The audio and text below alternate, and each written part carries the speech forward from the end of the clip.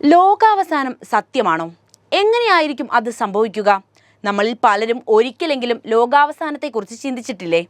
ISRO മേധാവി S Somnath നൽകിയ അഭിമുഖത്തിൽ അദ്ദേഹം ഭൂമിയുടെ അവസാനത്തെക്കുറിച്ച് പറയുന്നുണ്ട്. അദ്ദേഹം പറഞ്ഞത് സൂര്യന്റെ പതനത്തെക്കുറിച്ചാണ്. സൂര്യനാണല്ലോ ഭൂമിയുടെ ഊർജത്തിന്റെ ഉറവിടം. സൂര്യൻ ഇല്ലാതാകുന്നതോടെ ഭൂമിയും നശിക്കും. പക്ഷേ അതിനു മുൻപ് തന്നെ ഭൂമിയുടെ പതനം സംഭവിക്കുമെന്നാണ് പുതിയ പഠനങ്ങൾ വ്യക്തമാക്കുന്നത്.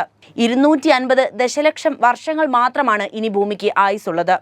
അപ്പോഴേക്കും താപനിലയിലെ വർധനവ് മൂലം പല ജീവികൾക്കും വംശനാശം സംഭവിച്ചേക്കാം. ഭൂമിയിലെ ജീവന്റെ അവസാന നാളുകൾ എങ്ങനെയായിരിക്കുമെന്നാണ് ഇന്ന് സംസാരിക്കാൻ പോകുന്നത്. അപ്പോൾ നമുക്ക് നേരെ വീഡിയോയിലേക്ക് പോകാം. നമ്മുടെ സൗരയൂഥത്തിൽ ജീവനുണ്ടെന്ന് കണ്ടെത്തിയ ഏക ഗ്രഹമാണ് ഭൂമി. വാസയോഗ്യമായ മറ്റു ഭൂമികൾ കണ്ടെത്തുന്നതിനുള്ള ഗവേഷണത്തിലാണ് ശാസ്ത്രലോകവും. ഭൂമിയിലെ ജീവൻ ഒരിക്കൽ ഇല്ലാതാകുമെന്ന് ശാസ്ത്രം ഉറപ്പിച്ചു കഴിഞ്ഞു. പക്ഷേ അതിനും ഇനിയും എത്രയോ വർഷങ്ങൾ കഴിയണമെന്ന ആശ്വാസത്തിലാണ് നമ്മൾ ജീവിക്കുന്നത്. ഇപ്പോൾ ഇതാ ഭൂമിയുടെ അവസാന നാളുകൾ എങ്ങനെയായിരിക്കുമെന്ന് ശാസ്ത്രം പ്രവചിച്ചു കഴിഞ്ഞിരിക്കുകയാണ്.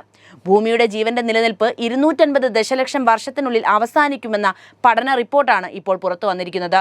ഭൂമിയിൽ ഇപ്പോൾ ജീവിക്കുന്ന എല്ലാ സസ്തനികളെയും മുച്ചോട് മുടിപ്പിക്കുന്നതായിരിക്കും വംശനാശം എന്നാണ് ഗവേഷകർ പറയുന്നത്.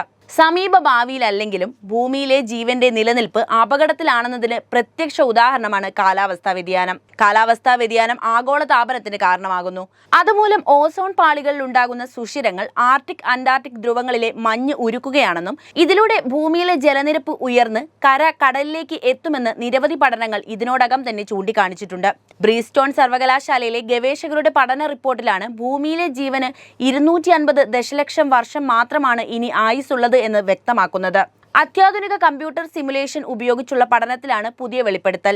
250 ദശലക്ഷം വർഷങ്ങൾ പിന്നിടുമ്പോഴേക്കും ഭൂമിയിലെ താപനിലയിൽ വലിയ വർധനവുണ്ടാകും. ഏകദേശം 40 ഡിഗ്രി സെൽഷ്യസിനും 70 ഡിഗ്രി സെൽഷ്യസിനും ഇടയിലായിരിക്കും ശരാശരി താപനില.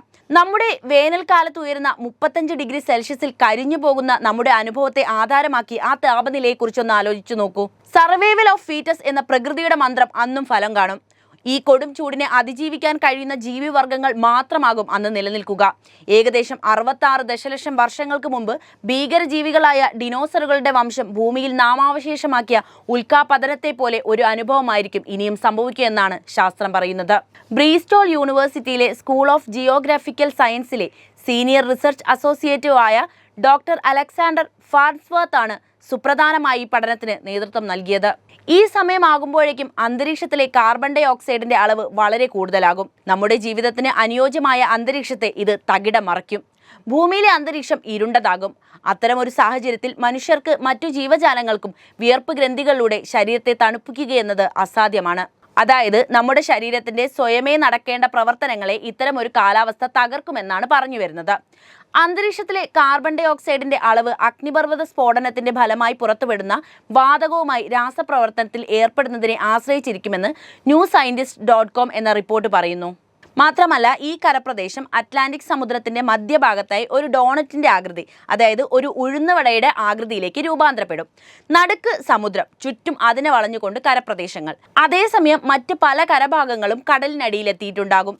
പസഫിക് സമുദ്രമാണ് ഭൂമിയുടെ മറ്റ് കരപ്രദേശങ്ങളെ വെള്ളത്തിനടിയിലാക്കുകയെന്നും ഗവേഷകർ പറയുന്നു. അതേസമയം പാങ്കിയ ആൾട്ടിമ എന്ന ഒറ്റ ഭൂഖണ്ഡത്തിന്റെ സാങ്കല്പിക അസ്തിത്വം ഭൂഫലകങ്ങളുടെ ചലനത്തെ അടിസ്ഥാനപ്പെടുത്തി എങ്ങനെ രൂപപ്പെടും എന്നതിന്റെ ഒരു സാധ്യത മാത്രമാണെന്നും ഗവേഷകർ കൂട്ടിച്ചേർത്തു.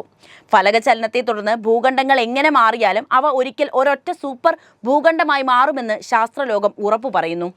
ഈ സൂപ്പർ ഭൂഖണ്ഡം അത്യധികം ചൂടുള്ളതും വാസയോഗ്യമല്ലാത്തതും വരണ്ടതുമായിരിക്കുമെന്നാണ് ശാസ്ത്രത്തിന്റെ നിഗമനം. വീഡിയോ ഇഷ്ടപ്പെട്ടാൽ ലൈക്ക് ചെയ്യാനും ഷെയർ ചെയ്യാനും ശ്രദ്ധിക്കുമല്ലോ.